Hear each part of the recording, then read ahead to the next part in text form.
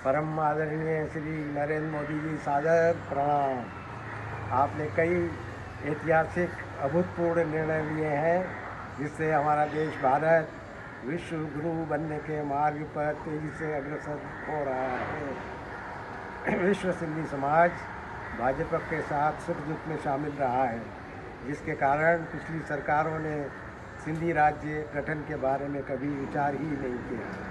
हम आपसे उम्मीद करते हैं कि आप सिंधियों के साथ हुए इस अन्याय को बदल देंगे।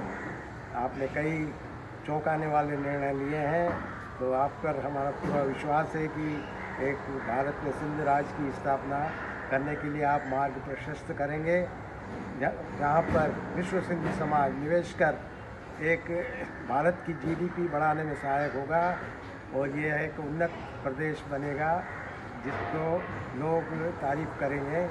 और यहाँ पर भले ही आप कोई भी एक ज़मीन जो आप दें वो पथरीली हो, बंजर हो, देश के किसी भी कोने में आप ज़मीन देंगे, उसे विश्व सिंधी समाज अपना निवेश करके एक खूबसूरत प्रदेश के रूप में विकसित करेगा। यही हमारी उम्मीद है और आपसे यह प्रार्थना है कि भारत के किसी भी कोने में 15,000 वर्ग किलोमीटर ज़मीन हमें सिंध राज्य के लिए दें, ताकि हिंद में सिंध राज्य की स्थापना की जा सके।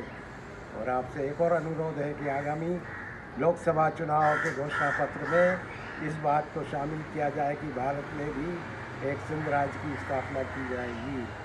आपसे यही अनुरोध, निवेदन और करबद्ध प्रार्थना है कि आप हम इस बात को स्वीकार करेंगे और सिंधी समाज को उसके हुए अन्याय को आप बदल देंगे और एक नई दिशा, नया राह बनाने का मार्ग प्रशस्त करेंगे, ताकि सिंधी भाषा, सिंधी संस्कृति, सिंधी कल्चर ये भी अच्छी तरह से उन्नत हो सकें, आगे बढ़ सकें और जो हज़ारों साल पुरानी सिंधु संस्कृति के हम वारिस हैं, तो हम उसको एक पल्लवित कर सकें, सुशोभित कर सकें। यही हमारी आपसे प्रार्थना है।